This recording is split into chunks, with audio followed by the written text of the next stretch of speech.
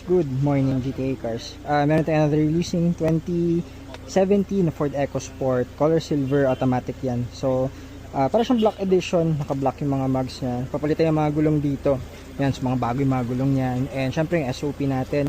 So kita naman napakakinis, diba? 3-step detailing tapos na yan syempre. So ito yung ating sample guys. Ito yung lagi nating sinasabi na meron tayong group chat sa mga ganyang units nyo. So yung ultimo bumper nagpalit tayo. Bakit? Kasi meron parang konting ano doon, yung parang may tumama yung dating sa owner. So para wala nang ano, hindi tayo mahirapan, nagpalit na lang tayo ng buong bumper yan. So lahat yan syempre recorded, lahat ng mga ginagawa doon sa units, yan yung mga videos natin sa workshop, mga transmission, ano pa ba, timing belt, yan yung pagpalit-palit natin, ABS, PMS, yan yung mga pangilalim, mga shocks under chassis.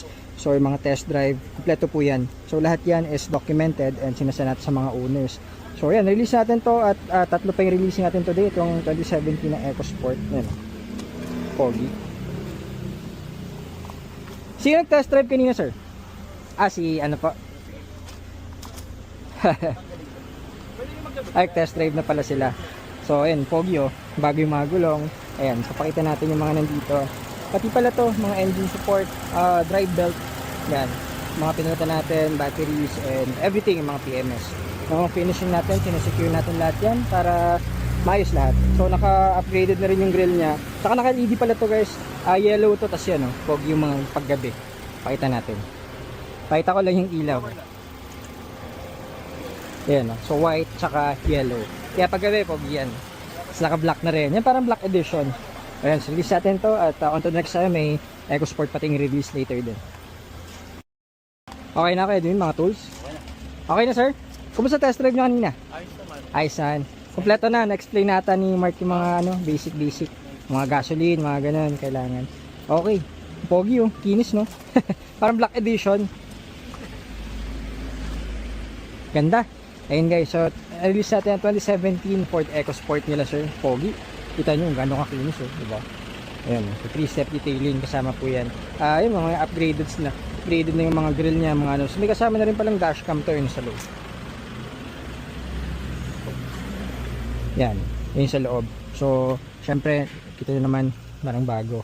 So, naka deep dish na rin to. Although hindi to stock guys, pero pag ganyan sinasama na rin kasi natin. Naka deep dish na, may mga camera na. Ito, naka black na rin, upgraded. Tapos, ayun, okay na to. And, on to the next time, may isa pa tayo releasing mamaya. So, ayun, ito yung ating 2017 Ford EcoSport na trend. May atin mamaya ata, titanium ata yun. So, abangan nyo yun guys, white naman yun. Mabilis lang ma'am, picture. 1, 2. Buwis buhay. Okay. Okay na po. Ma'am, thank you so much. Sir, maraming salamat. Thank you so much.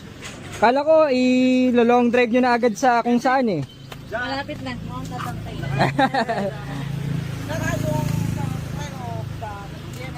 Ganito. Okay. Thank you so much. Sir, thank you ma'am. Thank you. Okay, ingat po sa biyahe. Sir, thank you po. Ingat po kayo.